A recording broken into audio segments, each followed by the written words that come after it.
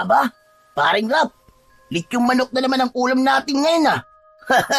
Kahapon, liempo. Inisa-isa mo na ba ang baboy sa bukid? Baka sa susunod tapang kabayo o hindi kaya kalderetang kambing naman ang iwi mo dito ha? Puro ka talaga kalokohan, Doming eh. Maghain ka na nga para makakain na tayo. Aba, talaga maghahain na ako. Lalo na't masarap na naman ang ulam natin. Napapailing na umupo sa hapagkainan si Ralph habang sinisimulan na ni Doming ang paghahain sa lamesa. Matapos makapaghain, ay pumwesto na rin ng upo si Doming. Agad itong sumandok ng mainit na kanin mula sa kaldero. Naku po, mapaparami na naman ang kain ko nito paligurado. Iba na talaga kapag nagtatrabaho na sa mayamang si Don Filemon. Pero Ralph, huwag mo namang araw-arawin ang pagbili ng masasarap na ulam. Magtipid ka rin kahit paminsan-minsan. Aba, mag-ipon ka. Huwag ubos-ubos biyaya. Nag-iipon naman ako kahit paunti-unti.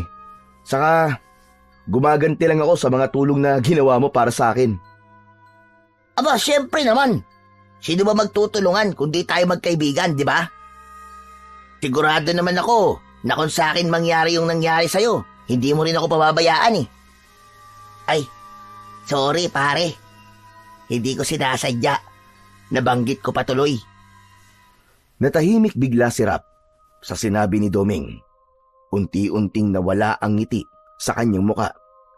Halos 7 buwan na kasi ang nakakaraan simula nang masunog ang kubo kung saan siya nakatira at ang asawa niyang si Lisa. Buntis noon si Lisa sa una nilang anak. Wala siya sa kubo nila nang maganap ang sunog na yon. Hindi na nakalabas si Lisa sa kubo habang nasusunog yon at kasama itong natupok ng apoy. Dahil sa wala na siyang tirahan, ay kinupkup muna siya ni Doming. Bata pa lang ay magkaibigan na sila ni Doming. Sa mga sumunod na linggo ay hindi lumalabas ng bahay si Ralph. Wala rin siyang ganang kumain at maging ang trabaho niya sa isang pabrika sa bayan ay pinabayaan na niya. Pakiramdam niya ay wala nang saysay ang buhay dahil sa nawalan siya ng asawa't anak. Si Doming ang bumuhay sa kanya. Hindi lang siya nito kinupkup, kundi dinamayan din siya nito sa kanyang pagluluksa. Ito ang palagi niyang kausap kapag kailangan niyang maglabas ng sama ng loob. Naputol ang pag-iisip ni Ralph nang marinig niya ang boses ni Doming. Oh, tulala ka na naman dyan. Sorry na kung nabanggit ko yun. Hayaan mo at sa susunod ay magiging mas maingat na ako sa pagsasalita ko. Ikaw kasi Doming ang daldaldal mo. Hindi, ayos lang pre. Sige, ang mabuti pa kumain na lang tayo. O sige. Ay, teka. Siya nga pala pre, di ba 2 buwan ka pa lang kay Don Filemon? Tapos, ang sabi mo mag-isa ka lang doon? Oo, ako ang naglilinis, ako ang nagluluto. Ako rin minsan ang bumibili ng mga kailangan niya. Pero okay lang yun. Tahimik lang si Don Filemon at mukhang mabait naman Medyo malaki ang bahay nun, di ba? Hindi ka ba nahihirapan na wala ka man lang kasama sa pagtatrabaho doon? Nung una mahirap. Nakakapagod din kasi, yun nga, tulad ng sinabi mo, malaki ang bahay ni Don Filemon. Pero ngayon, parang okay na, nasanay na rin ako. Kumbaga nagamay ko na yung mga dapat kong gawin, saka kung anong oras ko yun gagawin. Kahit na par, mahirap pa rin yun. Wala kang kasama kahit isa Akala ko ba mayaman si Don Filemon? Bakit nagtitipid siya sa kasambahay? Kung ako siguro ang kasambahay niya, nako, baka 1 linggo pa lang ako, ay sumuko na ako. Alam mo, paring Doming, hindi rin naman ako magtatagal dun Ha? Aba, bakit naman? Pansamantala lang ako magtatrabaho kay Don Filemon. Kapag nakaipon na ako ng sapat, ay bala kong mag-asikaso ng pag-alis ko papunta sa abroad para doon na ako magtrabaho. Hindi ba, yun naman talaga ang plano ko dati pa? Aba, maganda nga yan par. Suportado kita dyan. Basta kung kailangan mo ng tulong sa mga requirements o pang-asikaso mo, nandito lang ako, par. Ngumiti na lang si Ralph kay Doming at nagpatuloy na sila sa kanilang pagkain. Maaga pa lang ay gising na si Ralph. Husa na siyang nagigising ng alas 5 ng umaga dahil sanay na ang katawan niya na gumising ng ganong oras. Mabilis siyang naligo. Nagbihis ng simpleng t-shirt at maong. Bit-bit ang lumang sling bag na may lamang ekstrang damit at lumabas na siya ng bahay ni Doming at sinimulan niya nang maglakad papunta sa bahay ng amo niyang si Don Filemon. Pwede naman siyang sumakay ng tricycle papunta sa dulo ng baryo kung nasaan ang malaking bahay ni Don Filemon. Pero mas gusto niya talaga ang maglakad para kahit papano ay nakakapag-ehersisyo siya. Sa paglalakad ni Ralph ay isang matandang lalaki ang nakasalubong niya. Ang matandang lalaking yon ay si Mang Abel. Kilala ito sa lugar nila dahil ito ang nag-iisang albularyo doon. Wala itong pamilya at may kwento-kwento pa sa baryo nila na nung kabataan ito ay isa raw itong manunugis ng aswang. Matalim ang tingin ni Mang Abel habang papalapit ito kay Ralph. Nang tumapat siya sa matanda, ay ngumiti siya rito. Magandang umaga po sa inyo, Mang Abel. Saan po ang punta nyo ng ganito kaaga? Walang sagot na nakuha si Ralph mula sa matandang si Mang Abel na parabang wala itong naririnig. Hindi man lang siya nito tinapunan ng tingin. Napakamot na lamang sa batok si Ralph at nagpatuloy na lang siya sa kanyang paglalakad. Hindi na siya nagtaka. Ganon naman talaga si Mang Abel. Wala siyang natatandaang nakita niya itong may kausap. Palagi itong mukhang masungit at seryoso. Pagkarating ni Ralph sa dulo ng baryo, ay tumambad na sa kanya ang malaking bahay ni Don Filemon. Medyo bago pa yon dahil ilang buwan pa lamang mula nang maitayo yun. Malinis ang harapan ng bahay. Meron yung mataas na pader at malaking gate. Sa paligid ay may iilang puno at mga halamang ornamental. May sariling susi si Ralph sa maliit na gate sa gilid. Maingat niyang binuksan yun at saka siya pumasok. Dumiretso siya sa main door at gamit ang sarili niyang susi ay binuksan niya rin ang gate.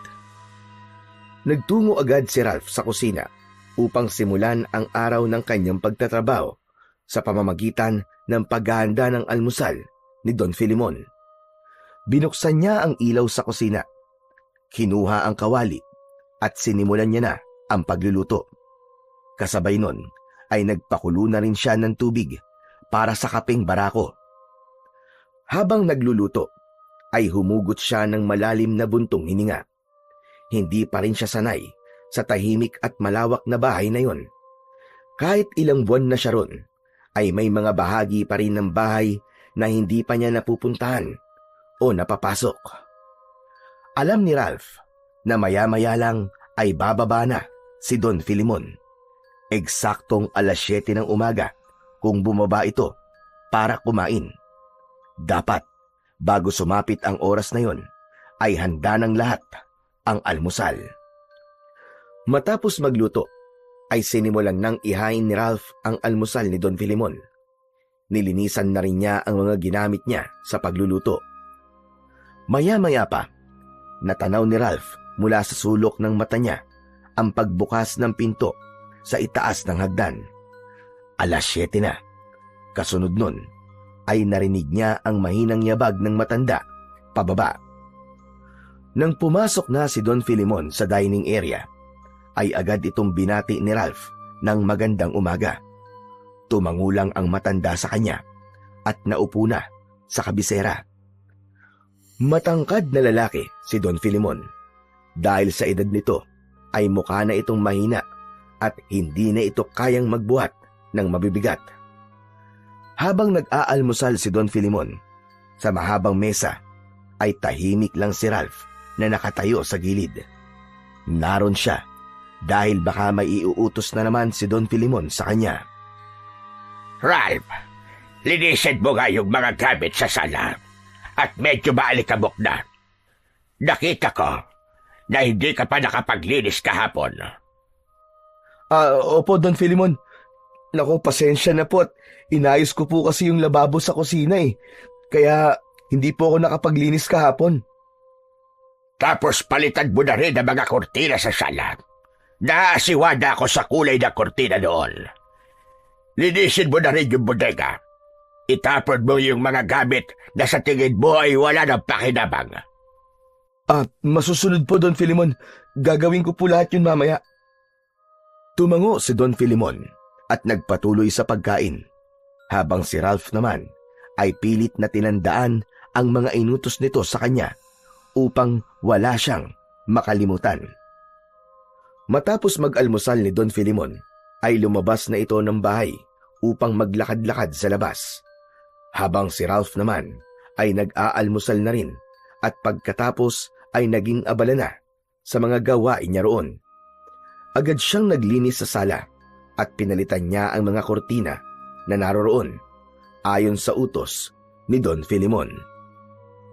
Matapos yun, ay dinala niya na sa dirty kitchen ang mga kortina upang isalang sa washing machine. Paglabas niya ng dirty kitchen, ay napahinto siya, saka napatingin sa itaas. Naalala niyang hindi pa niya nakokolekta ang mga maruruming damit ni Don Filimon. Umakyat si Ralph sa ikalawang palapag ng bahay. Maingat ang bawat takbang niya sa hagdang gawa sa kahoy na madalas ay umiingit kapag natatapakan. Pagdating sa itaas, ay dumiretso siya sa unang pinto kung saan nasa likod nun ang silid ni Don Filimon. Inabot na ni Ralph ang seradura ng pinto at marahang yun pinilit. Ngunit bago pa niya yun mabuksan, ay nagulat siya nang marinig ang malakas na boses ni Don Filimon. Ralph! Ano sabi ko sa'yo tungkol sa kwarto ko? Ay, oo nga pala. Pasensya na po, Don Filimon. Kukunin ko lang po sana yung mga marurumi yung damit para malaban ko na po. Hindi ka ba marunong makatanda? Hindi ba sabi ko sa'yo ay ako maglalabas ng mga damit ko sa aking kwarto? Walang ibang papasok dyan kundi ako lamang. Maliwanag ba? Oo po. Maliwanag po. Pasensya na po talaga at nakalimutan ko. Sige na. Bumaba ka na. Bahagyang yumukod si Ralph bago siya tahimik na bumaba ng hagdan. Habang bumababa siya, ay napapaisip siya kung bakit ba ayaw ni Don Filimon na pumasok siya sa kwarto nito. Simula kasi nang magtrabaho siya roon bilang isang kasambahay, ay hindi pa niya kailanman nasilayan ang loob ng kwarto ni Don Filimon. Kahit paglilinis doon ay hindi siya nito pinapayagan. Pakiramdam niya tuloy ay merong itinatago roon ang matandang lalaki. Pinilit ni Ralph na iwaksi ang mga tanong sa isip niya. Baka sadyang ayaw lang talaga ni Don Filimon na may nakikialam sa personal nitong espasyo sa bahay na yon. Isa lang siyang kasambahay at dapat niyang tandaan na hindi niya nasaklaw ang mga ganong bagay. Nag-uuwian si Ralph mula sa pagtatrabaho niya kay Don Filimon. Tuwing hapon, kapag tapos na siyang magluto ng hapunan, ay umaalis na siya. Pagdating ni Ralph sa bahay ni Doming, ay agad niyang naramdaman ang kakaibang katahimikan sa paligid. Wala ang dating masiglang boses ng kaibigan na palaging bumabati sa kanya sa tuwing dumarating siya. Nang buksan niya ang pinto, ay nakita niya si Doming na nakaupo sa bangkito habang nakasandal sa dingding. Nakangwi ang mukha nito na parang may kung anong masakit dito. Oh, par! Ano nangyari sa'yo? Para kang ngumuya ng kamya sa itsura mo ah. Aray ko, nadulas ako kanina habang nagbubuhat ng kopre. Ayun, tumama ang likod ko sa kahoy. Grabe, ang sakit par. Parang nabugbog yata ang likod ko. Lumapit si Ralph at tinignan kung may sugat sa likod si Doming, pero wala naman siyang nakita. Bakit di ka pa nagpatingin par? Mukhang nabugbog nga talaga ang likod mo kaya baka merong bali yan. Ayaw mo bang magpunta sa barangay health center? Hindi na.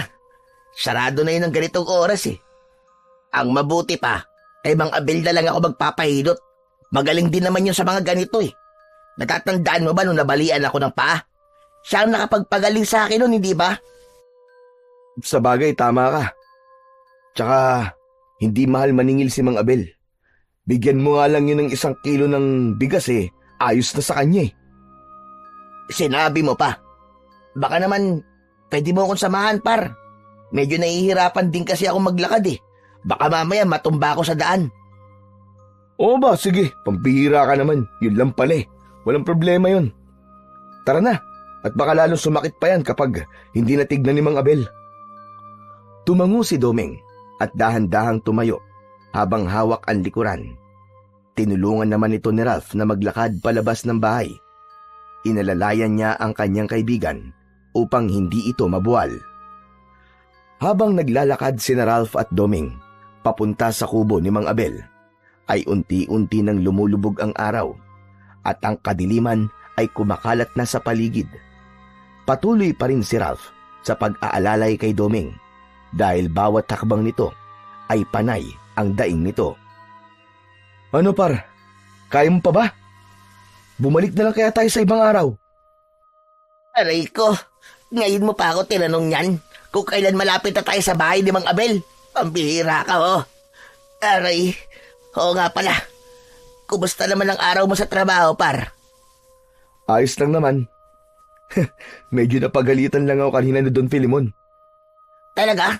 Bakit? Ano bang ginawa mo? Eh kasi, muntik na akong pumasok sa kwarto niya para kunin yung mga marurumi niyang damit eh. Tapos bago pa ako makapasok, nakita niya ako. Ayun, nasabon tuloy ako. Hala, pinagbabawalan ka ba ni Don Filimon na pumasok sa kwarto niya? Oo eh. Simula pa nung una ay sinabi niya na sa akin na wag akong papasok doon. Eh, nawala sa isip ko, nakalimutan ko.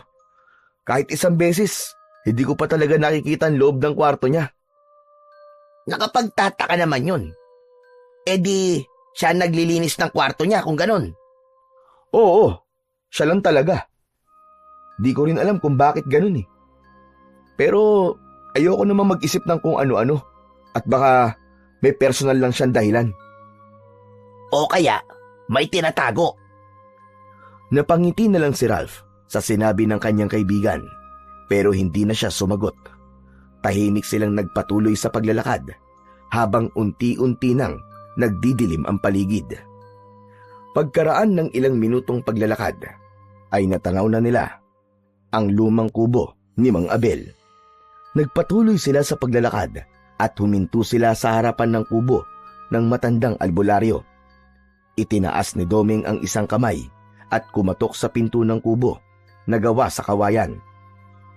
Tao po? Mang Abel? Tao po? Nandyan po ba kayo? Walang sumagot pero may narinig silang yabag ng paa sa loob. Hindi nagtagal ay bumukas ang pinto at lumabas si Mang Abel. Wala itong suot na pang-itaas. Nakakunot ang noo nito at tila hindi natuwa sa pagbisita nila. Anong oras na? Nangaabala kayo na kumakain. Anong kailangan yung dalawa? Alam nyo, ansuin ko talaga kahit kailan, Mang Abel. Eh di naman po namin alam na kumakain pala kayo eh. Napailing si Ralph at tinapik si Doming sa batok. Sinabihan niya si Doming na wag nitong sagutin ng ganun si Mang Abel at pinanlakihan niya ito ng mata. Pasensya na po, Mang Abel. Nadulas po kasi itong si Doming kanina habang nagbubuhat po ng kopra. Yun, tumama po ang likod niya sa kahoy. Masakit daw po eh. Magpapahilot po sana siya sa inyo. Oras na ng pahinga ko. Bukas ng umaga na lamang kayo bumalik. Hindi po nga ako makakabalik bukas ng umaga, Mang Abel. Maaga po kasi ang trabaho ko sa koprahan. Hapon lang po talaga ang libre kong oras. Wala akong pakialam doon. Hindi ako butika o ospital na bukas tuwing kailan mo gusto magpagamot. Papasok na sana si Mang Abel sa loob ng kubo nito nang bigla na lang umarte si Doming na parang nawalan ng lakas. Napaluhod dito sa lupa habang hawak ang likod. Aray! Aray ko! Aray, sobrang sakit na talaga ng likod ko, aray! Baka mamatay na ako nito! Ay, hindi na ako umabot ng kinabukasan, aray ko! Nagulat si Ralph sa ginawa ni Doming, pero nahalata niya na umaarte lang ito nang tumingin ito sa kanya sabay kindat. Napalingon si Mang Abel. Tinitigan nito si Doming pero walang emosyon ang mukha nito. Mang Abel, parang awa niyo na po. Hilutin niyo na po ang kaibigan ko. Tignan niyo po siya oh. Hindi ba nakakaawa po siya? Oo nga, aray! Aray, Mang Abel! Maawa ka na sa akin. Ralph, kapag namatay ako, ay iiwan ko na sa iyo ang bahay ko. May kalkansya rin ako sa ilalim ng papag ko. Gamitin mo yun sa pagpapalibing sa akin. Tandaan mo, Ralph. Mahal na mahal kita.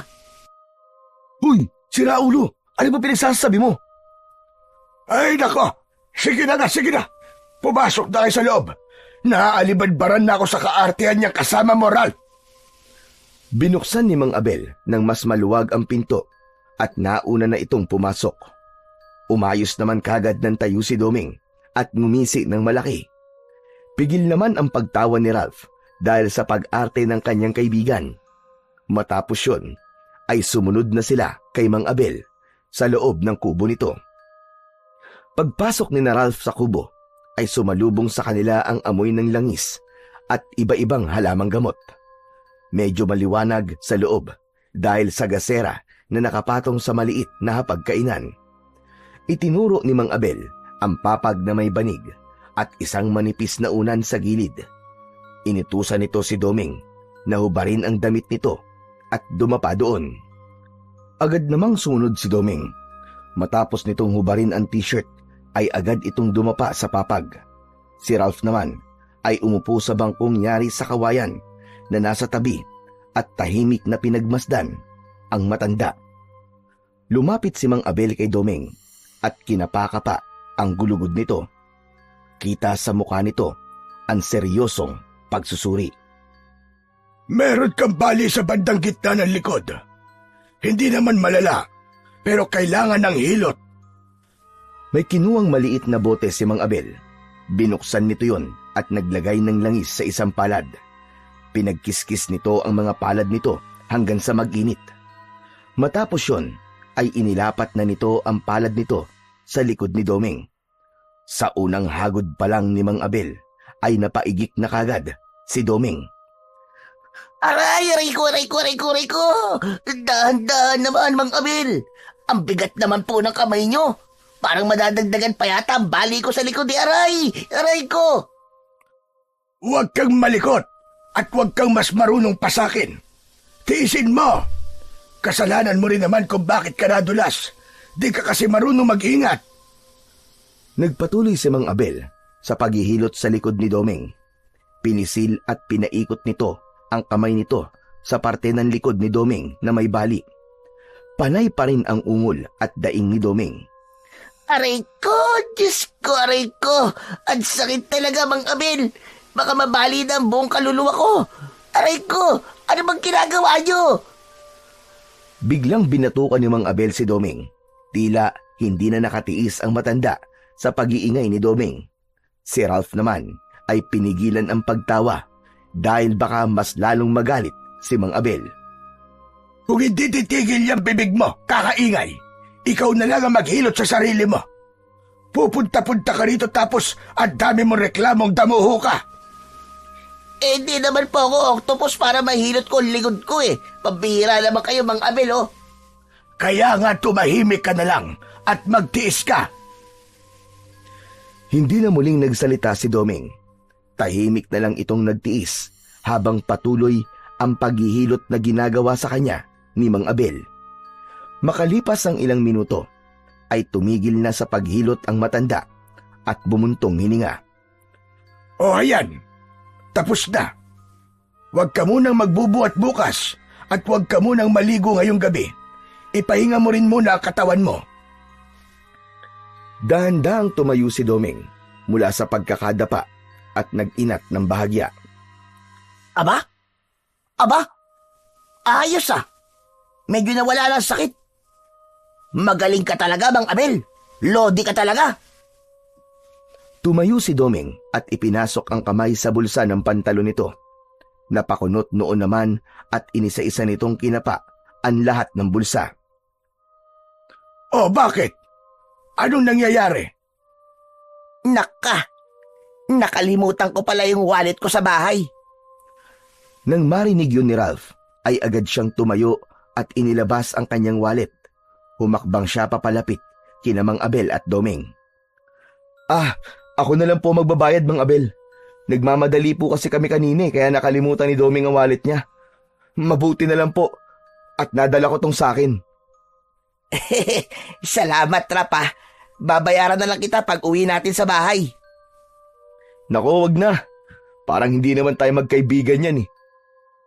Alam ko namang pinaghihirapan mo yung perang kinikita mo, pare. Saka ako naman ang hinilot, kaya dapat lang nabayaran kita mamaya.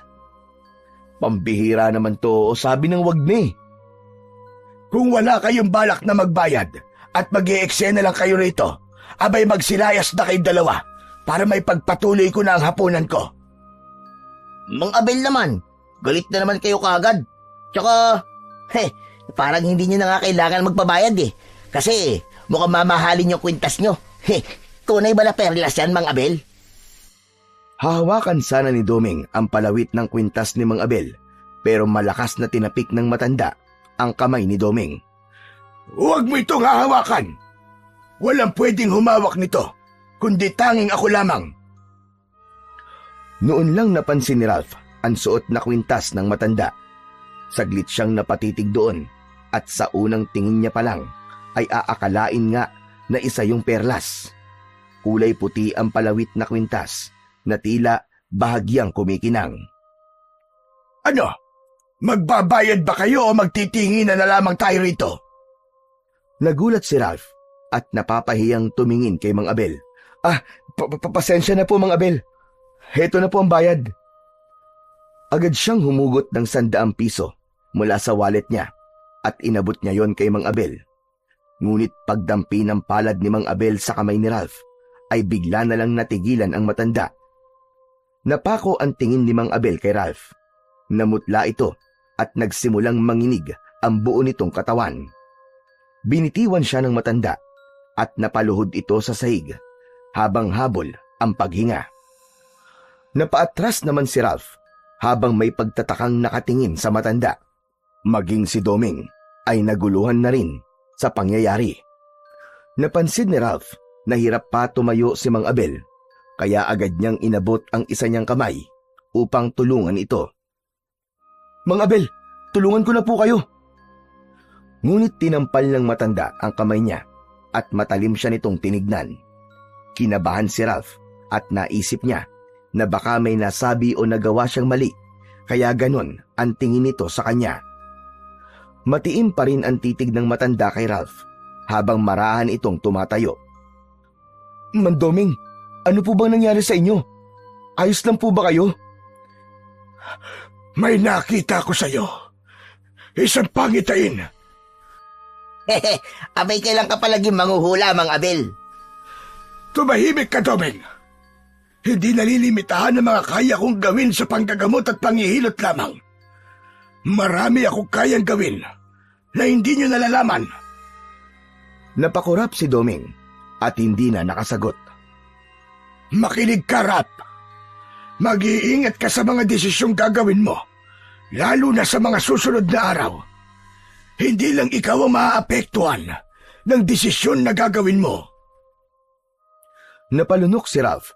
May kakaibang lamig na gumapang sa batok niya at parang may biglang dumagan sa dibdib niya. Nagtama ang mga mata nila ni Mang Abel at nakita niya na seryoso ito sa mga sinasabi nito at wala yung halong pananakot. Salamat po sa paalala. Tara na, Doming. Baka gabihin tayo sa daan. Tahimik na tumango si Doming at naunang lumabas ng kubo. Sumunod naman si Ralph. Ngunit nakakailang hakbang pa lamang siya ay muli siyang lumingon sa bahay ni Mang Abel. Nakita niya ang matanda na nakatayo pa rin sa may pintuan. Hindi ito gumagalaw at matalim pa rin ang titig nito sa kanya. Biglang kinilabutan si Ralph. Tumango siya kay Mang Abel at saka siya sumunod kay Domeng sa paglakad. Walang imik na naglakad sina Ralph at Domeng hanggang makarating sila sa bahay nila. Agad na naupo si Ralph sa kahoy na bangko sa sala dahil pakiramdam niya ay pagod na pagod siya. Napatulala siya at inisip niya ang sinabi sa kanya ni Mang Abel kanina. Nang makita siya ni Domeng, ay tinapik siya nito sa braso. Paring Ralph, iniisip mo pa ba yung sinabi ni Mang Abel sa'yo kanina? Oo. Parang iba yung naramdaman ko habang sinasabi niya sa akin yon. Sa kaibang tono ng boses niya kanina. Parang alam niya talaga ang mangyayari sa akin. Basta, hindi ko may paliwanag. Pambihira ka naman, pare. Huwag mo seryosohin ang sinabi sa'yo ni Mang Abel. Matanda na si Mang Abel. Malapit na mag-ulyanin yun. Hindi ba kapag tumatanda ganun talaga kung ano-ano sinasabi? O baka naman balak niyang magdagdag ng pagkakakitaan. Hindi na lang siya albularyo ngayon, kundi manghuhula na rin. Sa bagay, sa hirap ng buhay ngayon. Basta mapagkakakitaan ng pera, sige lang. Hindi, Domeng, seryoso ako. Kung makikita mo lang yung paraan ng pagtitig niya sa akin, parang may nakikita siyang hindi ko nakikita. Sabi pa niya, mag-iingat daw ako sa mga desisyon na gagawin ko. Pero ano naman kayang desisyon yun? Ano naman bang malaking desisyon ang gagawin mo? Magpapagupit? Bibili ng bagong tsinelas? Nako, kung ganyan kababaw, ay wag mo nang problemahin, pare. Doming naman puro kalokohan Hindi ako nagbibiro. Pero ang totoo, hindi ko rin talaga alam. Okay, pare. Seryoso na rin ako, ha? Ralph, makinig ka. Magkaibigan tayo. Kung sakali man na may kailangan kang pagdesisyonan at hindi ka sigurado, nandito lang ako. Pero kung ako ang tatanungin mo, huwag mong hayaan na sirain ng mga salita ni Mang Abel ang kapayapaan ng isip mo. Relax ka lang. Tumango si Ralph habang nakatingin sa saig. O siya, maghahain na ako, ha? Iinitin ko na lang yung adobong baboy kanina para hindi na tayo magluto. Habang naglalakad si Doming papunta sa kusina, ay napatingin si Ralph sa labas ng bahay. Hindi pa rin nawala ang kaba sa dibdib niya dahil sa sinabi ni Mang Abel. Simpleng paalala lang ang mga yon, pero hindi niya maintindihan kung bakit labis siyang apektado. Sa mga sumunod na araw, ay pinilit ni Ralph na bumalik sa normal na daloy ang kanyang buhay. Maaga pa rin siyang gumigising upang magtrabaho sa bahay ni Don Filemon. Ngunit sa kabila ng kanyang pagsusumikap na maging abala, ay nananatiling mabigat sa dibdib niya ang mga salitang binitiwan ni Mang Abel. Para yung multo na sumusunod sa kanya. Ilang ulit niyang binalak na puntahan muli ang kubo ng albularyo.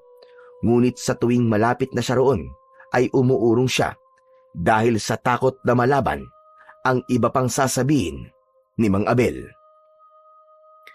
Habang patuloy sa pagtatrabaho si Ralph, ay hindi rin niya maiwasang mapansin ang unti-unting pagbabago kay Don Filemon.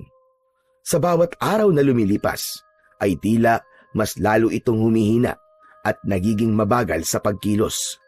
Nais sana niya itong tanungin tungkol sa kalagayan ng kalusugan nito, pero pinangungunahan siya ng hiya. Kahit ilang buwan pa lang na nakakasama ni Ralph si Don Filemon, ay hindi niya naiwasang mag-alala para dito.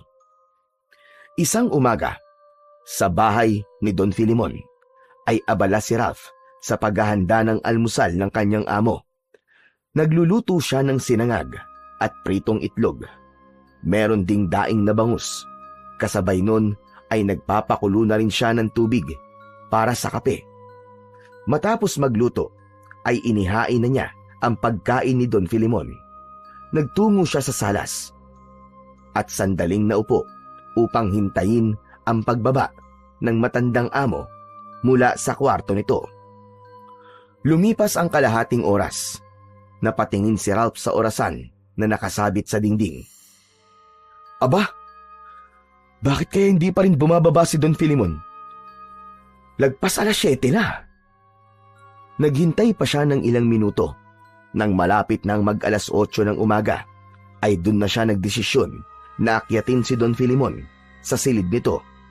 Pagdating niya sa tapat ng pinto ni Don Filimon sa ikalawang palapag ng bahay, ay inilapat niya ang tenga niya sa pinto ng matanda.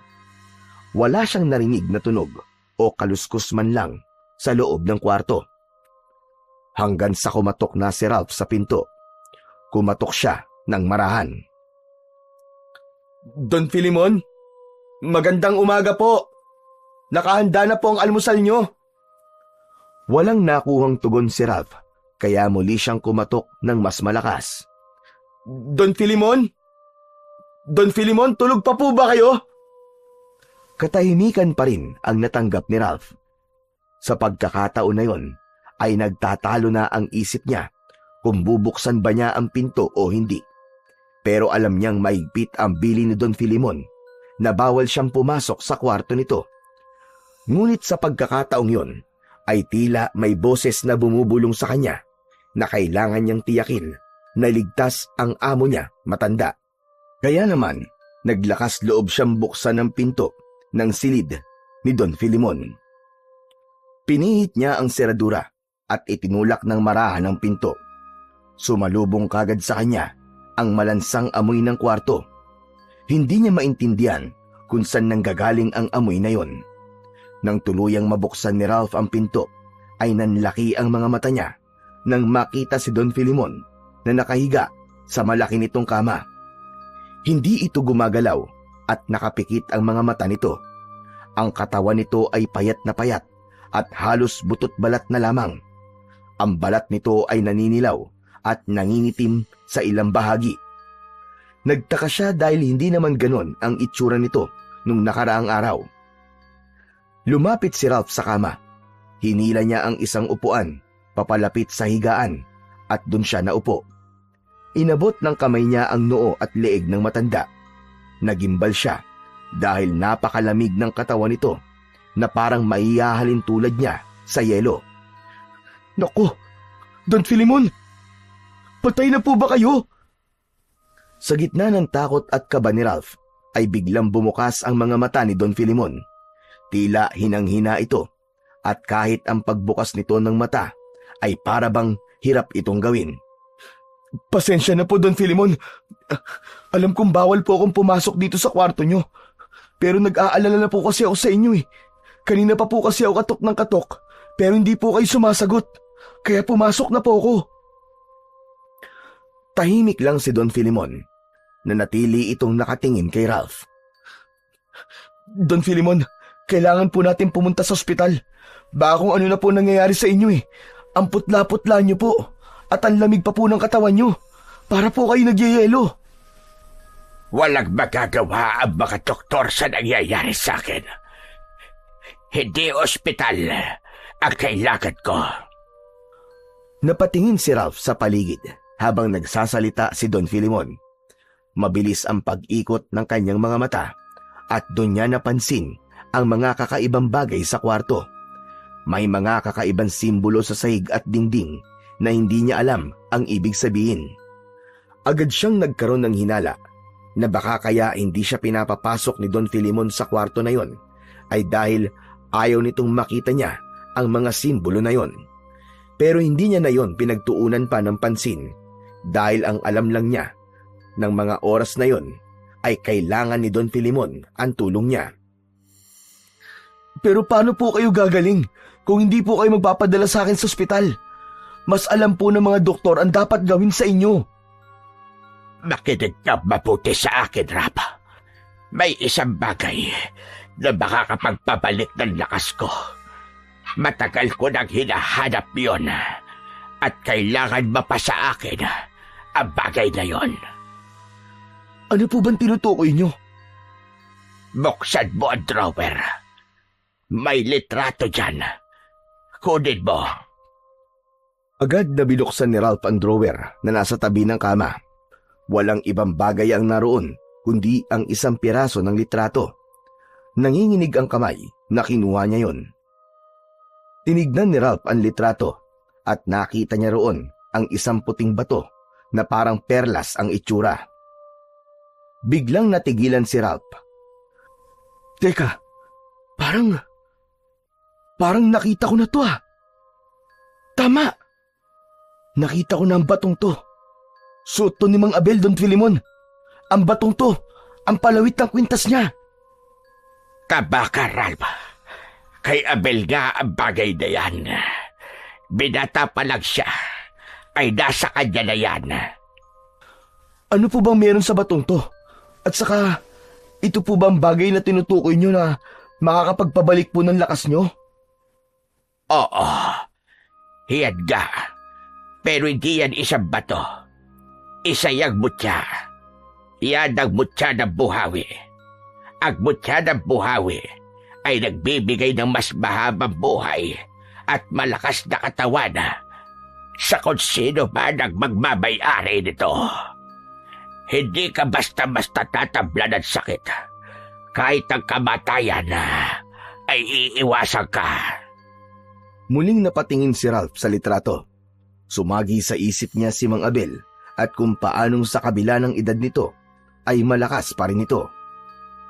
Kaya pala, kahit matanda na si Mang Abel, ay malakas pa rin siya kasi meron siyang ganong klase ng mutya. Kailangan makuha mo mutya ng buhawi mula sa kanya. Kapag nakuha ko yun, ay babalik na ang lakas ko. Pero ibibigay po kaya sa inyo ni Mang Abel yun, Don Filimon? Malabo. Hindi niya basta-basta bibitiwan yun. Kaya naisip ko na nakawin na lang sa kanya ang mutya ng buhawi. Pero Don Filimon, paano niyo po mananakaw sa kanya yun? Dahil po sa kalagayan niyo, parang kahit yata bumangon sa higaan hirap kayo eh. Hindi ako magnanakaw ng mutya. Yun ay walang iba. Kundi ikaw, Ralph. Ikaw ang gagawang magnakaw doon para sa akin. Parang binuhusan ng malamig na tubig si Ralph. Nanlamig ang buong katawan niya at bumilis ang tibok ng kanyang puso. Pero, Don Filimon, hindi ko po kaya magnakaw. Hindi po ako magnanakaw, kasalanan po yun. Kasalanan ba? Kung may mabuting maidudulot ng pagnanakaw na gagawin mo. Tandaan mo, Ralph. Manunugtungan ng mutya na yun ang buhay ko. Isa pa, kapag namatay ako, mawawalan ka na rin ng trabaho. Sandaling tumahimik si Ralph. Napayuko siya habang nag-iisip. Hanggang sa sumagi sa isip niya ang sinabi ni Mang Abel na may isang malaking desisyon siyang gagawin. Napagtanto niya na nangyayari na ang pangitain ng matandang albularyo. Kapag nagtagumpay ka sa pagkuha ng mutya ng buhawi, ay nagagako ko sa iyo na bibigyan kita ng 1,000,000 piso. Napaangat ang ulo ni Ralph at napatitig siya kay Don Filimon. Tinansya niya kung nagbibiro lamang ba ito o hindi. Isang milyong piso? Oo, 1,000,000 piso. Hindi ako nagbibiro, Ralph. Buhay ko ang nakasalalay dito. At hindi na ako pwedeng maghintay pa. Isipin mo mga pwede mong gawin sa ganong kalaking halaga. Don Filimon, hayaan niyo pong pag-isipan ko muna. Bigyan niyo pa po sana ako ng kahit konting panahon. Sige, Ralph. Ngunit, bilisan mo ang pag-iisip. Nauubos na ang oras ko. Baka mahuli na ang lahat at baka mamatay na ako. Marahang tumango si Ralph. Doon pa lang ay pinag-isipan niya na kagad kung gagawin pa niya ang inuutos ni Don Filimon, kapalit ang malaking halaga ng pera. Pag-uwi ni Ralph sa bahay ni Doming ay mabigat ang pakiramdam niya. Umupo siya sa gilid ng kanyang papag at hinubad ang kanyang sapatos. Humiga siya at napatingin sa kisame na parabang Nandoon ang kasagutan sa tanong na dapat ba niyang gawin ang pinapagawa sa kanya ni Don Filemon. Hay! Anak ng teteng, oo! Ano bang gagawin ko? Bakit ba kasi napunta ako sa sitwasyon ito? Gusto sana niyang ikonsulta kay Doming ang tungkol sa bagay na yon, pero kilala niya ang kanyang kaibigan. Alam niya na hindi ito papayag na nakawin niya kay Mang Abel ang kwintas. Kilala niya si Doming na kahit kapos sa buhay ay hinding-hindi ito gagawa ng isang maling bagay para lang sa pera, lalong-lalo na ang pagdanakaw. Sumapit na ang oras ng pagtulog ni Rap, pero gising na gising pa rin ang kanyang diwa. Nakatingin pa rin siya sa kisame at patuloy na iniisip kung ano ang kanyang gagawin.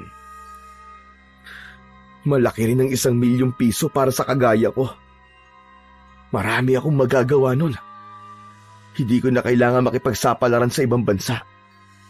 Pwede na ako magtayo ng maliit na negosyo sa pera na yon. Mababago ang buhay ko. Matapos yun ay bumalikwas ng bangon si Rap. Nagdesisyon na siya na nanakawin niya kay Mang Abel ang mutya ng buhawi. Mas nanaig sa kanya ang pangangailangan niya ng pera kaysa sa kanyang konsensya at dignidad.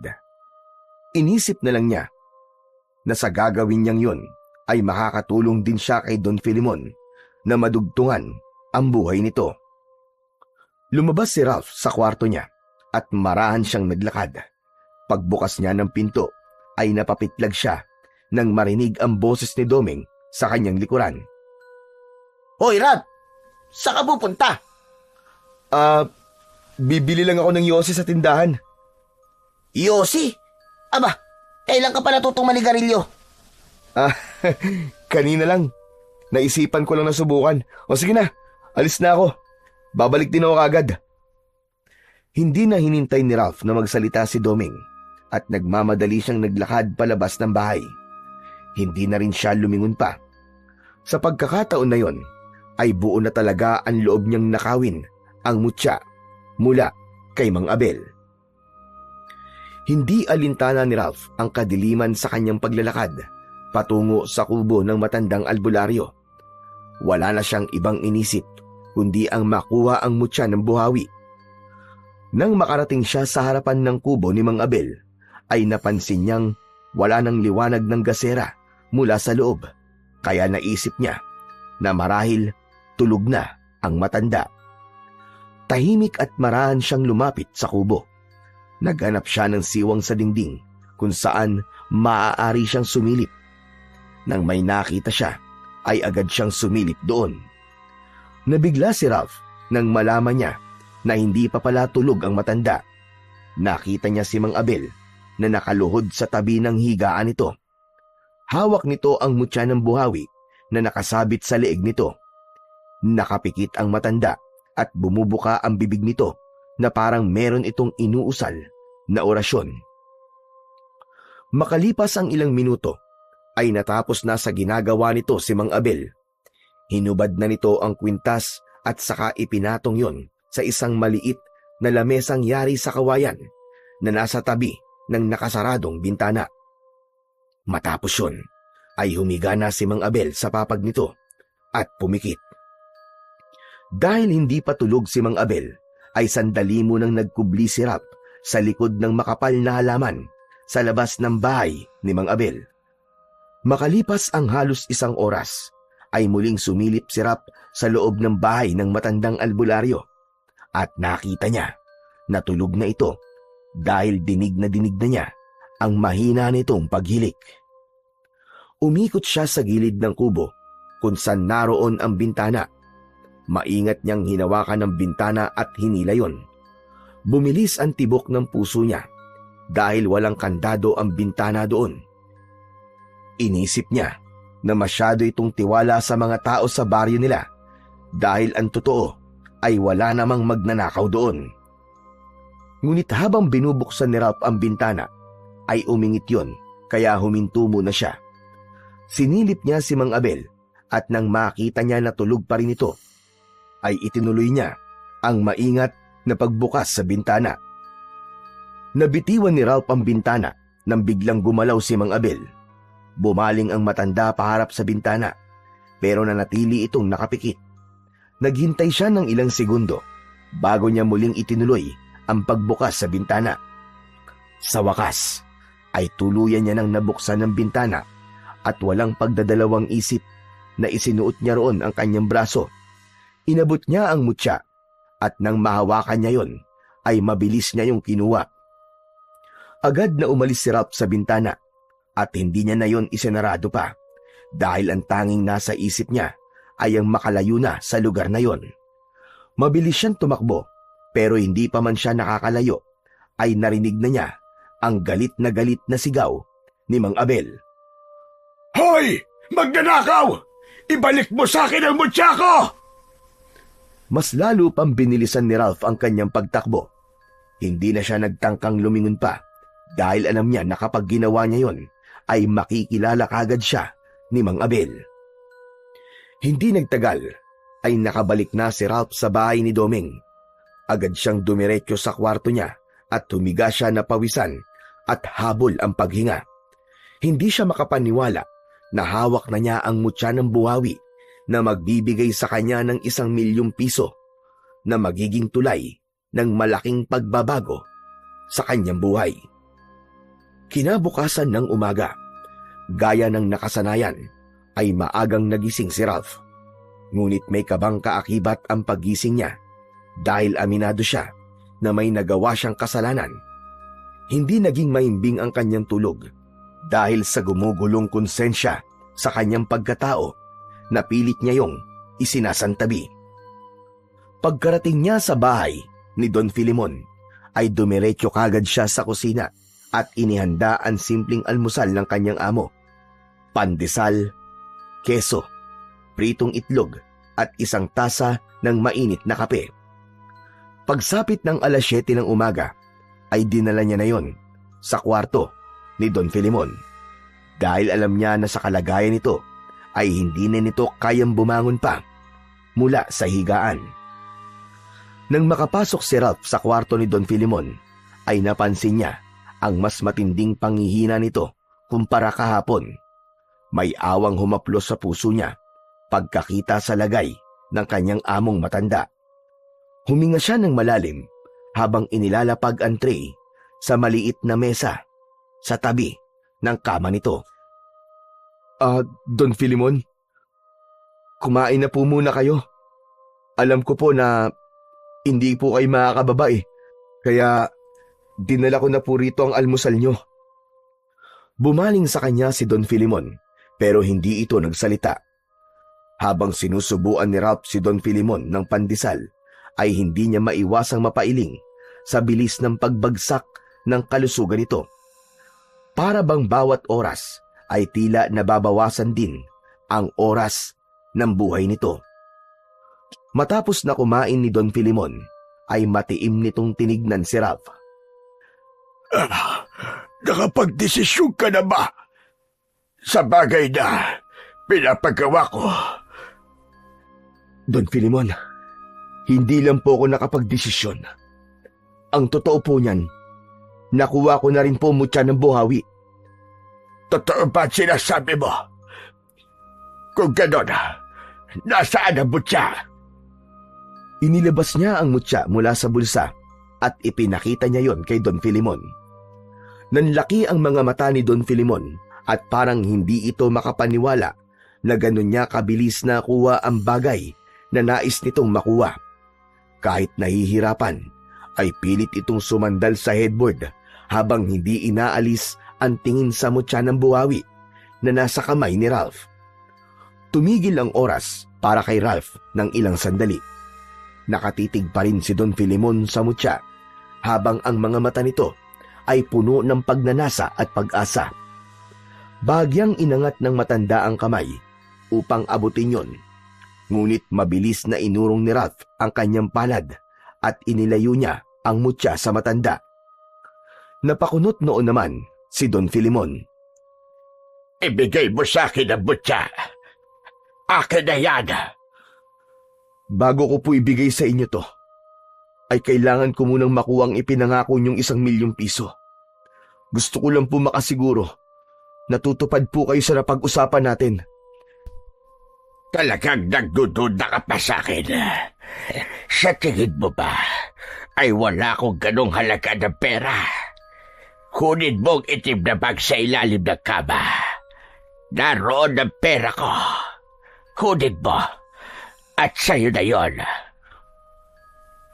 Agad na lumuhod si Ralph sa gilid ng kama at sumilip sa ilalim. Nakita niya ang itim na bag na sinasabi ni Don Filemon. Inabot niya yon sa matanda. Ipinatong niya sa gilid ng kama at binuksan niya yon habang nanginginig ang mga kamay. Napalunok si Ralph nang makita niya na pera nga ang laman nun. Puro tugi 1,000 at mga bago pa. Kung duda ka pa rin, ay pwede mong bilangin yan. Hindi na po kailangan, Don Filemon. May tiwala naman po ako sa inyo. Ngayong nasa iyo na ang pera, ibigay mo na sa akin ang mutya. Walang pag-aalinlangan na inabot ni Ralph ang mutya kay Don Filemon. Maingat yung kinuha ng matanda at halos manginig ang mga kamay nito sa tuwa. Ilang segundo nito yung tinignan at saka bumaling sa kanya. Lumabas ka na. Tapos na ang usapan natin. Huwag ka na muna papasok dito. At gawin mo na mga dapat mong gawin sa ibaba. Tumangulang si Ralph at naglakad na siya palabas ng kwarto habang dala ang bag na naglalaman ng 1,000,000 piso. Hindi niya alam kung dapat ba siyang matuwa, matakot o magsisi. Pero isa lang ang sigurado siya. Malaki ang magiging pagbabago sa buhay niya dahil sa salapi na hawak niya. Habang naglilinis si Ralph sa sala ng bahay ni Don Filemon, ay inisip niya ang mga bagay na pwede niyang mabili sa 1,000,000 piso. Halos malula siya sa dami ng bagay na gusto niyang bilhin at gawin sa pera na yon. Ngunit sa gitna ng kanyang pag-iisip, ay bigla siyang natigilan nang maalala si Mang Abel. Ay, ano ba itong nararamdaman ko? Bakit hindi ko magawang maging masaya kahit may 1,000,000 piso na ako? Aminado si Ralph na masungit si Mang Abel. Pero hindi ito masamang tao. Ang totoo ay malaki ang naitutulong nito sa mga tao dahil sa husay nito sa panggagamot. Sa buong maghapon, hindi nakita ni Ralph na lumabas si Don Filemon sa silid nito. Tahimik ang ikalawang palapag ng bahay. Dahil sinabi nito kanina na wag na ulit siyang papasok sa silid nito, ay hindi na siya nagtangka na tignan kung ayos lang ba ito roon. Makalipas ang napakahabang oras, ay sumapit na ang oras ng pag-uwi ni Ralph. Palabas na sana siya ng bahay ni Don Filemon nang mapahinto siya. Tumingin siya sa hagdan at naisipan niyang magpaalam sa kanyang amo. Nais din niyang magpasalamat dito dahil hindi niya yon nagawa kanina. Umakyat siya sa ikalawang palapag at huminto sa harap ng pinto ng silid ni Don Filemon. Marahan siyang kumatok pero walang tumugon sa kanya. Nagdalawang isip siya kung bubuksan ba niya ang pinto o aalis na lang, pero nanaig ang pag-aalala niya para sa matanda dahil baka kung ano na ang nangyari sa kanyang amo. Marahang binuksan ni Ralph ang pinto at sumilip siya roon. Nanigas ang kanyang katawan sa kanyang nakita. Nakaupo si Don Filemon sa gitna ng silid. Napapalibutan ito ng mga itim na kandila. Sa sahig ay may mga simbolo na tila isinulat gamit ang dugo. Ang mas lalong nagbigay ng kilabot sa kanya ay ang mga mata ni Don Filemon na puro puti. Hawak nito ang mutya ng buwawi at umuusal ito ng mga salitang hindi niya maintindihan. Napaatras si Ralph at halos mawalan siya ng hininga. Tahimik niyang isinarado ang pinto at walang ingay na bumaba ng hagdan. Malakas ang tibok ng puso niya habang pilit niyang iniisip kung ano nga ba ang ginagawa ni Don Filemon. Sa mga sumunod na araw ay mas piniling inihim ni Ralph ang perang hawak niya. Itinago niya yon sa ilalim ng kanyang mga lumang damit sa isang lumang kahon. Hindi na rin muna siya dumaan sa harapan ng bahay ni Mang Abel. Hindi dahil sa takot, kundi dahil sa matinding hiya na kanyang nararamdaman dahil sa pagnanakaw na kanyang ginawa. Isang umaga, pagdating ni Ralph sa bahay ni Don Filimon, ay agad siyang nagluto ng almusal. Habang abala siya sa paghahain sa mesa, ay bigla niyang narinig ang mahinang yabag pababa ng hagdan. Napalingon siya kagad at halos mabitiwan niya ang kutsarang hawak niya sa kanyang nakita. Nakita niya si Don Filimon na pababa ng hagdan at diretsyong naglakad papunta sa dining area. Tuwid na tuwid ang tindig nito at hindi na ito butot balat. Matikas na ang pangangatawan na parang bumata ito ng ilang taon. Agad din niyang napansin ang kwintas ni Mang Abel na nakasabit sa leeg nito. Hindi agad nakapagsalita si Ralph. Nakanganga siya habang nananatiling nakatayo sa gilid ng mesa. Magandang umaga, Ralph. Itikom mo ang bibig mo at baka pasukan dyan ng langaw. Don Filimon, kayo po ba talaga yan? Paanong? Umupo si Don Filimon sa silya at nilagyan ng kanin ang plato nito. Ako nga ito, Ralph. Nagulat ka ba? Pero, para po kayong ibang tao. Bumata po kayo Ang ganda na po ng tindig nyo at parang ang lakas-lakas nyo po. Dahil ito ang kapangyarihan ng butya ng buhawi, Ralph. Sinabi ko naman sa'yo na meron itong kapangyarihang taglay. Napatingin si Ralph sa mutyang nakasabit sa leeg ni Don Filimon. Kumikinang yon habang tinatamaan ng ilaw at parang meron yung sariling buhay. Marami pang kayang gawin ang mutyang ito, Ralph. At ito pa lang ang simula. Hindi po talaga ako makapaniwala, Don Filimon. Pwes, maniwala ka na ngayon dahil nasa harapan mo ang patunay. Oo nga pala, alam ba ni Mang Abel na ikaw ang nagnakaw ng mutyang ito? Hindi po. Hindi po niya ako nakita. Pero Don Filimon, ang totoo po niyan nakokonsensya po ako kasi alam ko pong mali ang ginawa ko. Ngayon ka pa ba makukonsensya? May 1,000,000 piso ka at nadugtungan mo pa ang buhay ko. Huwag mo nang isipin ang maling nagawa mo. At ang bigyan mo ng pansin ay ang magandang bagay na naging resulta ng pagnanakaw na ginawa mo. Hindi nakapagsalita si Ralph. Sa kabila ng mga sinabi ni Don Filimon, ay hindi pa rin nawala ang bugso ng konsensyang ilang araw na niyang pinipilit na isang tabi. Isang hapon, pagkarating ni Ralph sa bahay ni Doming, ay agad niyang napansin ang kakaibang katahimikan doon. Nagtaka siya nang makita ang kaibigan na nakadungaw sa bintana at malayo ang tingin. Hindi yun normal kay Doming dahil madalas na kapag dumarating siya ay agad siya nitong kinakausap. Lumapit siya rito at tinapik sa balikat. Uy, paring Doming! Parang ang lalim ng iniisip mo May problema ka ba? Hindi lang ako may problema, kundi tayong lahat dito sa baryo. May gumagala raw na aswang dito, pare. Aswang? Ano bang kalokohan yan? Nako, Doming katang isip lang ang mga aswang, ano ka ba? Masyado ka nagpapaniwala sa mga kwentong bayan Alam mo, par, hindi rin ako naniniwala sa aswang dati. Pero yung isa sa mga katrabaho ko sa kuprahan ay natagpo ang patay kaninang madaling araw. Wala nang lamang loob. Nakakadiri nga Baka naman adik lang ang may gawa nun, o kaya mabangis na hayop. Hindi ba may malapit na gubat sa kuprahan? Imposible, pare. Wala namang adik dito sa atin Saka kung meron mang mabangis na hayop sa gubat, imposible na ganun kalala ang pagpatay na ginawa doon sa katrabaho ko. Abay, kung makikita mo lang, talagang karumal-dumal. Baka naman may baliw lang na gumagala dito. Ganyan naman talaga ang mga tao Kapag may patayan na hindi kayang ipaliwanag, iisipin na kagad na aswang ang may gawa, kahit hindi naman totoo mga aswang. Ralph, hindi lang yun.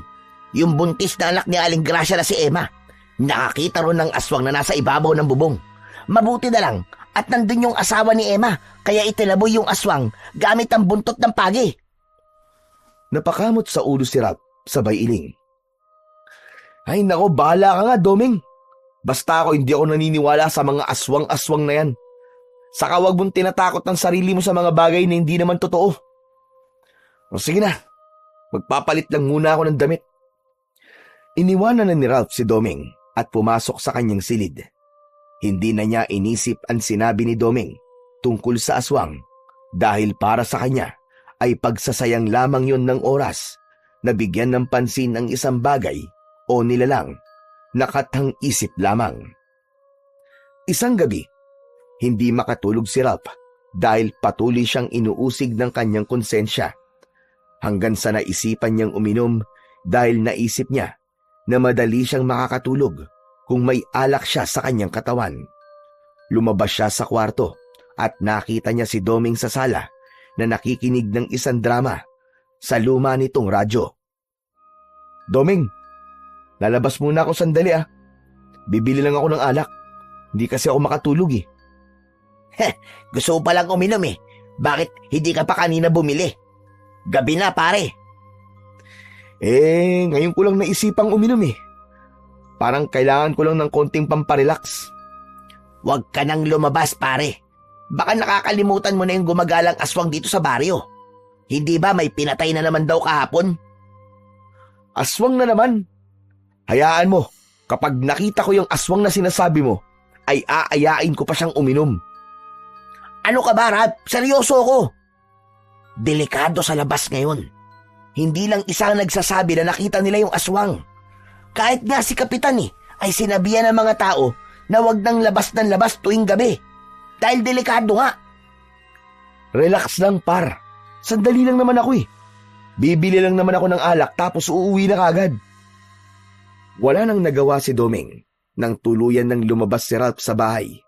Walang takot siyang naglakad kahit walang ilaw sa paligid at lahat ng bahay ay sarado na. Una niyang pinuntahan ang sari-sari store ni Aling Rosa, ngunit nagtaka siya dahil sarado na yon. Sunod na pinuntahan niya ang tindahan ni Mang Cardo, pero sarado na rin yon. 2 tindahan pa ang pinuntahan niya, ngunit sarado na rin yon ng ganung oras. Anak ng... Grabe naman! Mukhang natatakot na mga tao sa aswang ah. Ang aga ng magsarado ng mga tindahan. Napabuntong hininga si Ralph at nagdesisyon na lang siya na umuwi na. Sa paglalakad ni Ralph pauwi sa bahay ni Doming ay nakaramdam siya ng inis dahil wala siyang nabiling alak. Habang naglalakad ay napahinto siya nang may napansin siyang gumagalaw sa ibabaw ng bubong ng isang kubo. Sa una ay inisip niyang baka pusa lang yon, pero nang tignan niya yon ng matagal ay doon niya napagtanto na tila isa yung tao. Kinabahan si Ralph at naisip niya na baka isa yung magnanakaw. Kaya naman, hindi na siya nagdalawang isip na sigawan yon. Hoy! Bumaba ka dyan! Magnanakaw ka no! Lumingon ang nilalang kay Ralph. Napako siya sa kanyang kinatatayuan nang makita niya ang mapupulang mata ng naturang nilalang na parang nagliliwanag sa kadiliman. Biglang gumalaw ang nilalang, tumalon yun mula sa bubong at agad yung tumakbo papunta kay Ralph. Doon lang natauhan si Ralph, napasigaw siya at mabilis na tumalikod at tumakbo. Ang mga yabag ng nilalang sa likuran niya ay halos kasabay ng tunog ng kanyang sariling mga hakbang. Mabilis siyang lumingon at doon niya nakita ang nakakatakot na anyo ng nilalang na humahabol sa kanya. Meron yung malahalimaw na muka, may makakapal na balahibo, matutulis ang mga kukunon at ang mga ngipin ay parang malalaking ngipin ng isang lagari. Sa itsura ng nilalang na yon ay sigurado siya na hindi siya nun bubuhayin sa oras na maabutan siya nito. Sa pagharap ni Ralph sa unahan ay nagulat siya nang mabangga niya si Mang Abel. Kahit paano ay nakakita siya ng pag-asa nang malaman na meron dong ibang tao bukod sa kanya. Napansin niya na may hawak na buntot ng pagi ang matandang albularyo. Mang Abel, tulungan niyo po ako! Hinahabol po ako ng halimaw! Nagtago si Ralph sa likod ni Mang Abel at nakita niya ang papalapit na halimaw. Huminto ito, ilang di pa lamang ang layo sa kanya. Walang takot na tinignan ni Mang Abel ang nilalang. Alis ka rito, demonyo ka! Kung inaakala mo natatakot ako sa kagaya mo ay nagkakamali ka. Marami na akong nakaharap na gaya mo at gaya nila ay kayang-kaya rin kitang patayin. Galit na umangil ang nilalang habang nanlilisik ang mga mata. Ngunit hindi pa rin ito umalis. Doon na malakas na inihampas ni Mang Abel sa lupa ang buntot ng pagi. Doon na tumakbo palayo ang nilalang hanggang sa tuluyan na iyong nilamon ng kadiliman.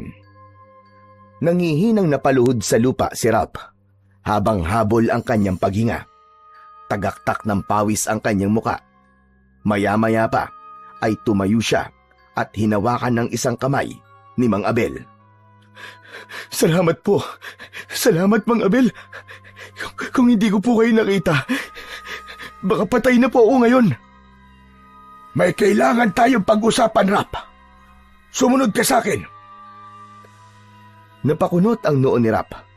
Bigla siyang nanlamig sa kaba at naisip niya na baka alam na nito na siya ang nagnakaw ng mutya ng buhawi.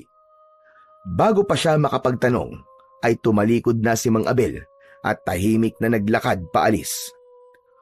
Wala nang nagawa si Rap kundi sundan ang matanda habang ang kanyang isipan ay punong-puno ng pag-aalala tungkol sa bagay na pag-uusapan nila ng matandang albularyo. Maya-maya pa ay mas lalong kinabahan si Rap nang makita niya na patungo si Mang Abel sa bahay ni Doming. Hindi na nga siya nagkamali dahil huminto ito sa harap ng bahay ng kanyang kaibigan. Papasok na sana doon ang matanda pero agad niya itong hinawakan sa braso. Mang Abel, sandali lang po. Bakit tayo nandito? Akala ko po ba'y kakausapin niyo ako? Oo nga. At dito tayo mag-uusap. May problema ba? Ano po kasi? Baka pwedeng doon na lang po tayo mag-usap sa kubo niyo. Bakit, Rap? Nahihiya ka ba na malaman ng kaibigan mo kung ano ang ginawa mo? Biglang natigilan si Ralph. Parang may malaking bato na bumagsak sa dibdib niya. Nanuyo ang lalamunan niya at hindi siya kagad nakasagot. Napatungo siya at mas lalong lumakas ang kutob niya na alam na nga ni Mang Abel na siya ang taong nagnakaw ng mutya nito. Tumalikod na si Mang Abel at hindi na ito napigilan ni Rap nang tuluyan na itong pumasok sa bahay ni Doming. Wala nang nagawa pa si Rap kundi sundan ang matandang albularyo sa loob. Pagpasok nila ay naroon pa rin si Doming sa sala. Napakunot ang noo nito nang makita si Mang Abel na pumasok. Aba, Mang Abel, ano pong ginagawa niyo rito? Pinatawag po ba kay ni Rap kasi magpapahilot siya? Doming, kung maaari sana pumasok ka muna sa kwarto mo. May pag-uusapan lang kami ni Mang Abel. Bakit mo siya pinapapasok? Dahil ba ayaw mo malaman ng kaibigan mo ang pagnanakaw na ginawa mo? Napalingon si Doming kay Rap at bumakas ang pagtataka sa mukha nito. Ano? Teka. Anong ninakaw mo, Rap? At kanino ka nagnakaw? Sa akin, ninakaw niya ang kwintas ko. Napakunot ang noo ni Doming sa narinig na sinabi ni Mang Abel. Ano po? Yung perlas na kwintas mo ba, Mang Abel? Hindi yun isang perlas. Isa yung mutya. Mutya ng buhawi ang tawag doon. Makapangyarihan yon at hindi yun maaaring mapunta sa maling kamay. Kapag napunta yun sa tao o nilalang na may masamang layunin, ay maaaring gamitin yun sa kasamaan na hindi dapat mangyari. Hindi basta-basta ang mutyang yon. May dahilan kung bakit sa akin ipinagkatiwala yon. Ngayon, Rap, sagutin mo ang tanong ko. Nasaan ang mutya ng buhawi? Hindi nakasagot si Rap. Para siyang napako sa kanyang kinatatayuan at hindi niya magawang ibuka ang kanyang bibig. Para siyang naging pipi. Huwag mo nang subukan na tumanggi. Dahil nakita kita nung gabing ninakaw mo yon. Kahit nakatalikod ka ay kilalang kilala kita. Naghintay lang talaga ako ng ilang araw. Dahil umasa ako na ibabalik mo yon sa akin. Napayuko si Rap. Hindi siya makatingin ng diretso kay Doming at lalong-lalo na kay Mang Abel. Para siyang batang nahuli sa isang kasalanan na ginawa nito. Ngunit alam niya na sa sandaling yon ay wala na siyang lusot at kailangan niya nang sabihin kay Mang Abel at kay Doming ang totoo. Nasaan na ang mutya ng buhawi, Rap? Sumagot ka! Mang Abel, wala po sa akin ng mutya eh. Inutusan lang po ko na nakawin po yun.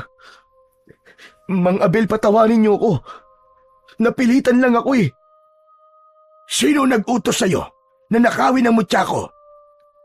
Si Don Pilimon po. Ang sabi niya, kailangan niya yon para madugtungan po ang buhay niya. Mang Abel, naawa po ko sa kanya eh.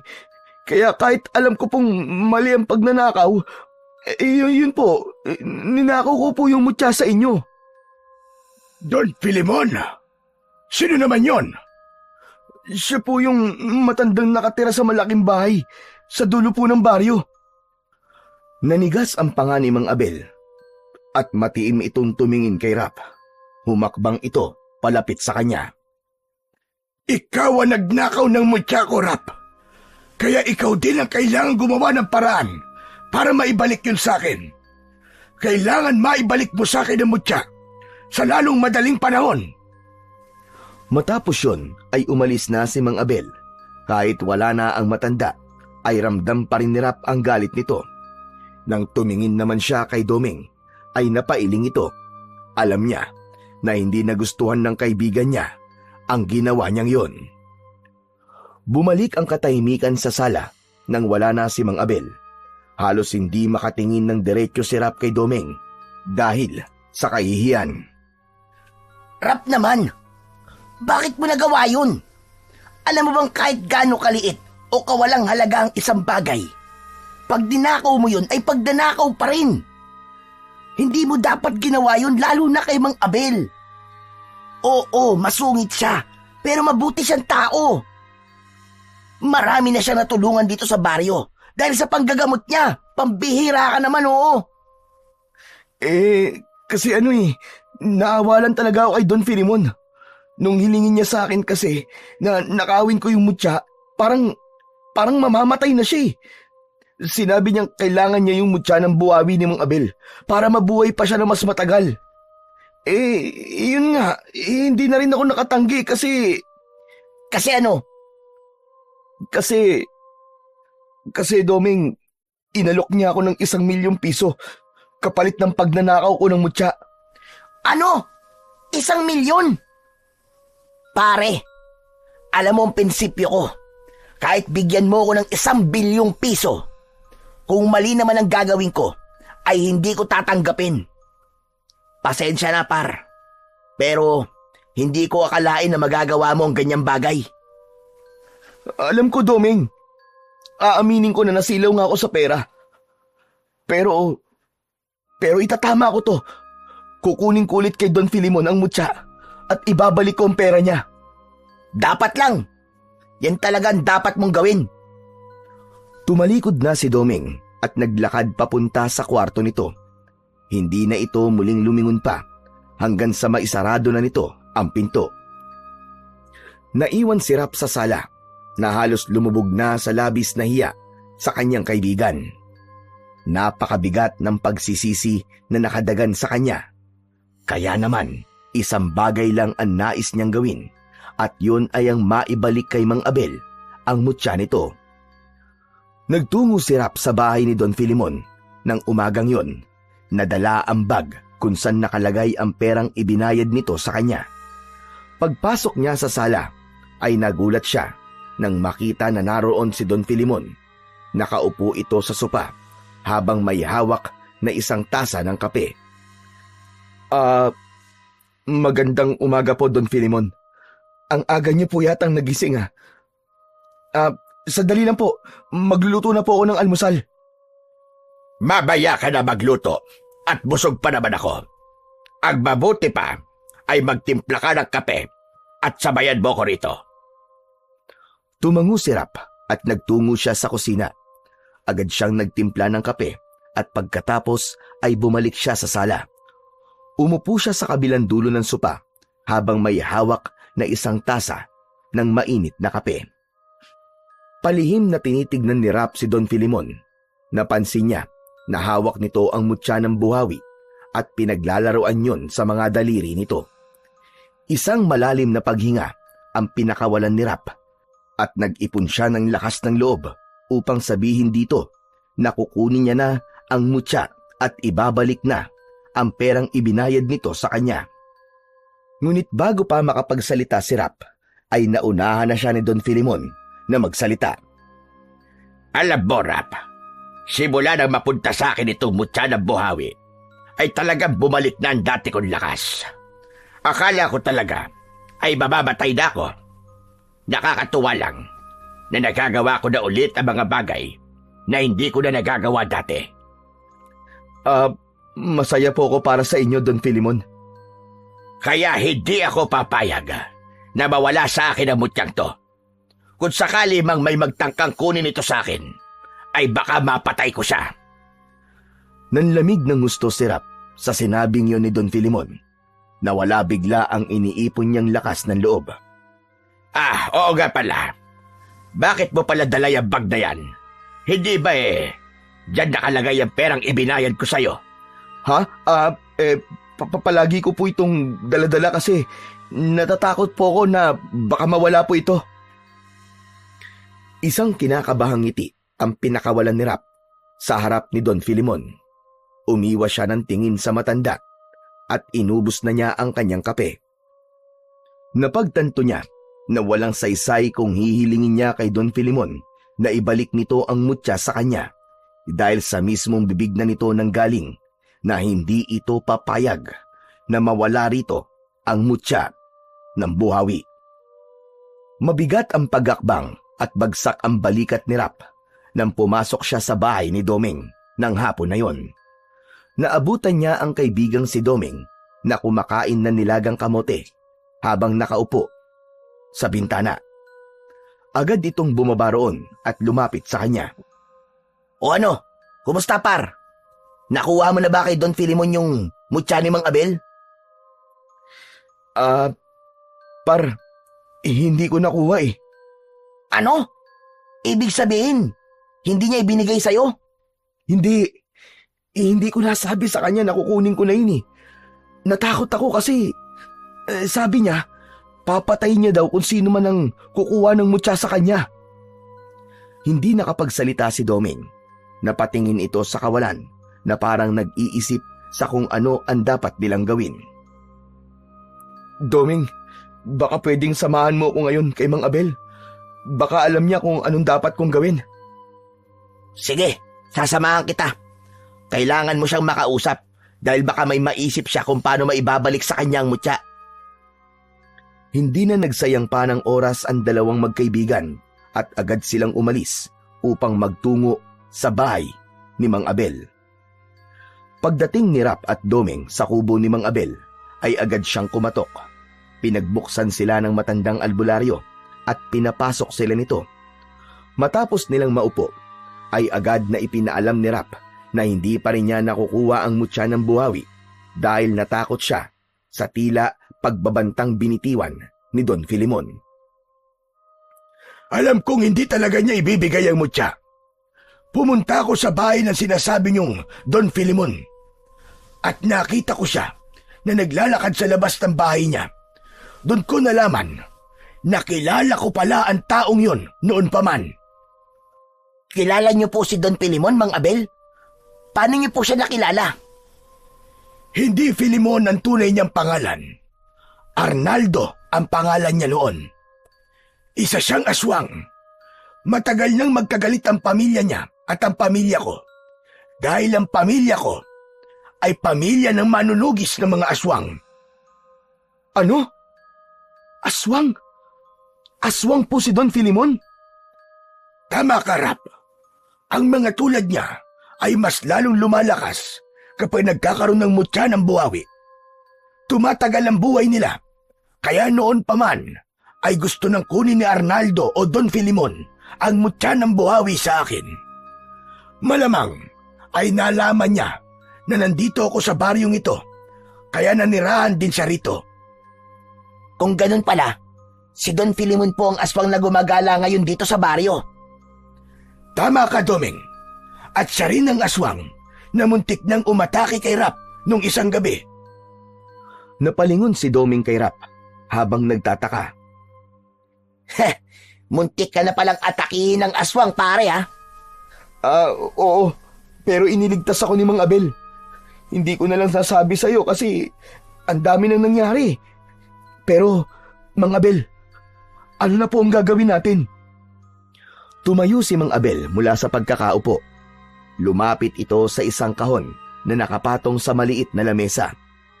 Binuksan nito yon at kinuha ang isang itak. Ang hawakan nun ay may ukit ng mga sinaunang simbolo. Ibinigay nito yon kay Rap at kahit nagtataka ay tinanggap niya pa rin ang itak. Mang Abel, ano pong gagawin ko sa itak na ito? Kailangan mo pa rin kunin ang mutya kay Arnaldo. Habang tumatagal yon sa kanya, ay hindi mawawala ang panganib dito sa ating baryo.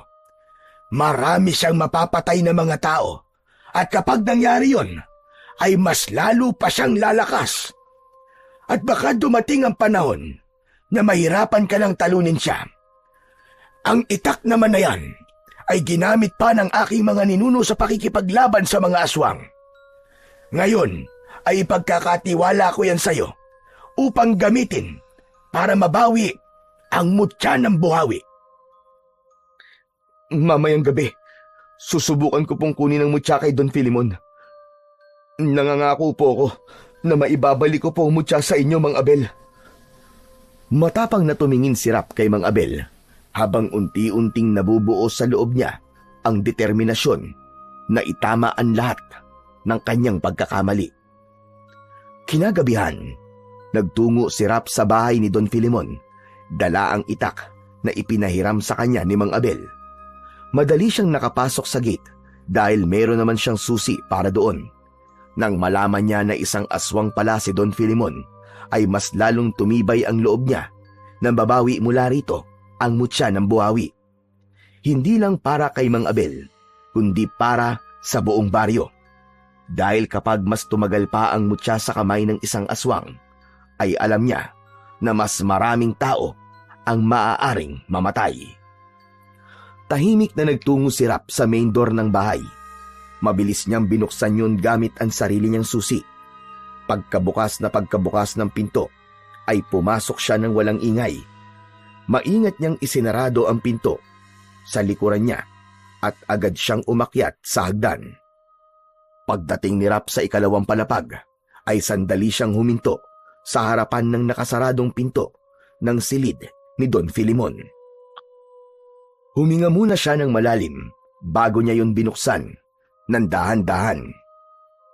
Mula sa liwanag ng buwan na naglalagos mula sa bintana ay nakita ni Rap si Don Filimon na natutulog sa malaki nitong kama.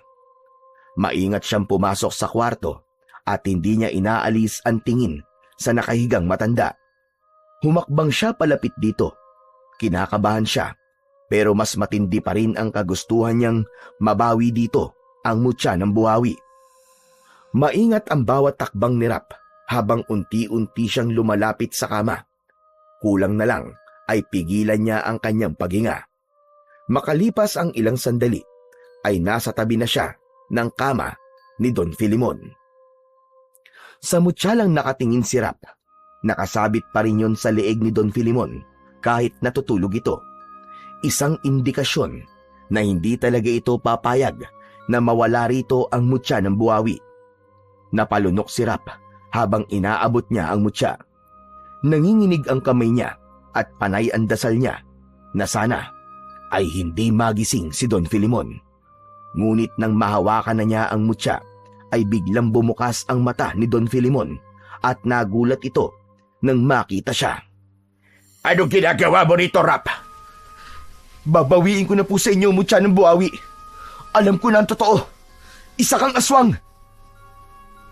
Nanlisik ang mga mata ni Don Filimon at bigla nitong kinagat ang kamay ni Rap. Napasigaw siya sa labis na sakit at nabitiwan niya ang mutya. Itinulak siya ni Don Filimon ng malakas at bumagsak siya sa malamig na sahig. Bumangon si Don Filimon at tumayo sa harapan ni Rap. Malakas itong humalakhak at sa mismong harapan niya ay mabilis na nagbago ang anyo nito.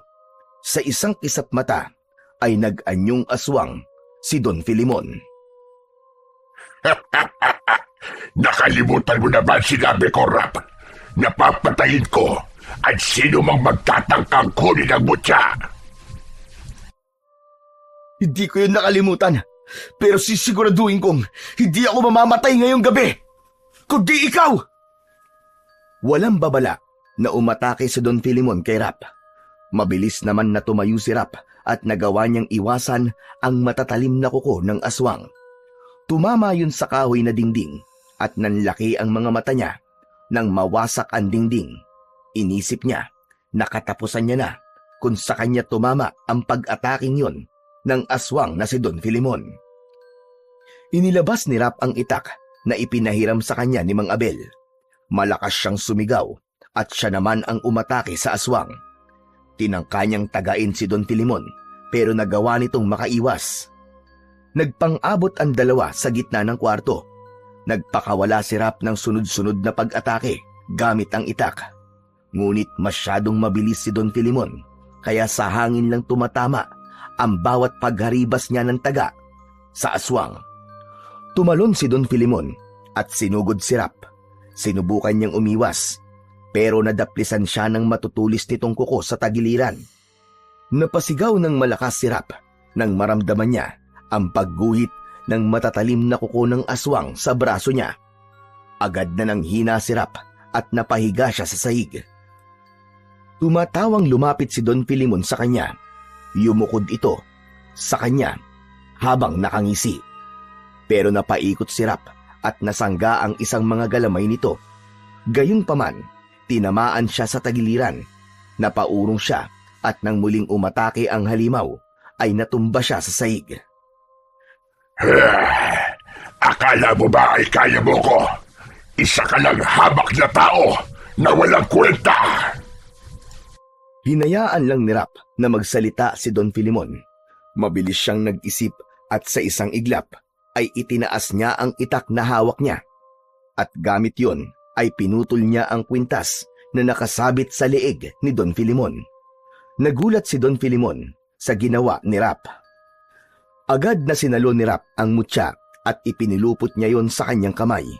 Nang dumampi sa palad niya ang mutya ng buhawi, ay naramdaman niya ang isang kakaibang lakas na ibinibigay sa kanya ng mutya. Hindi niya na naramdaman ang sakit ng mga sugat niya. Malakas na sinipa ni Rap ang aswang at dumausdos ito sa sahig. Mabilis na tumayo si Rap habang daladala ang dagdag na lakas mula sa mutya ng buhawi. Sinugod niya si Don Filimon at isang saksak sa dibdib nito ang ibinigay niya rito. Napaatras si Don Filimon habang bakas sa mukha nito ang gulat. Hindi na binigyan pa ni Rap ng pagkakataon na makaporma pa si Don Filimon at buong lakas niyang ginilitan ang leeg nito. Sumirit ang malapot na dugo sa leeg ng aswang at saka ito bumagsak sa sahig. Kumislot-kislot pa ang katawan nito hanggang sa tuluyan na itong binawian ng buhay. Humihingal na tinignan ni Rap ang bangkay ng aswang at isang ngisi ang sumilay sa labi niya. Hindi na siya nagtagal doon at nagsimula na siyang maglakad palabas ng kwarto ni Don Filimon upang ibalik kay Mang Abel ang mutya ng buhawi.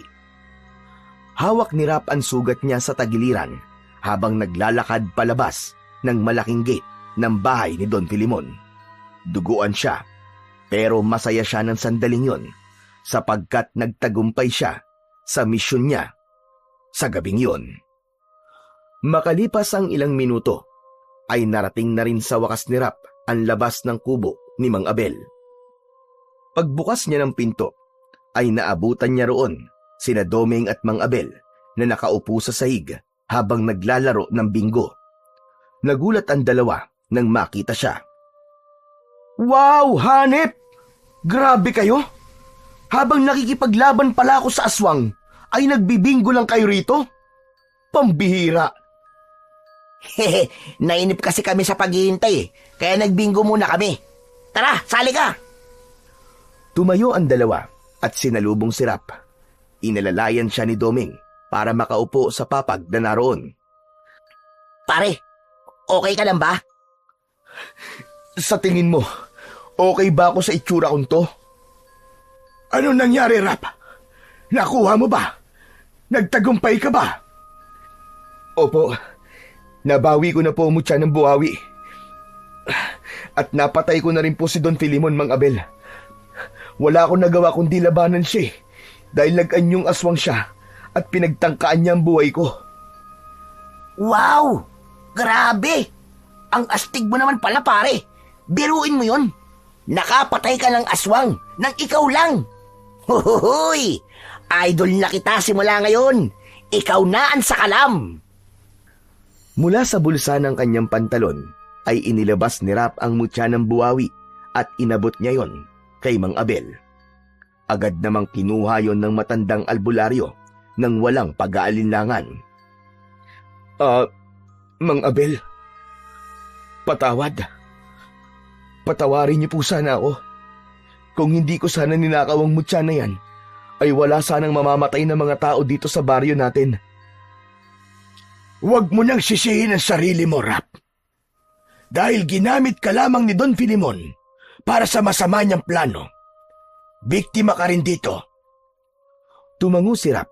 Hindi pa rin niya lubos maisip na tapos na ang lahat at buhay pa rin siya ng sandaling yon.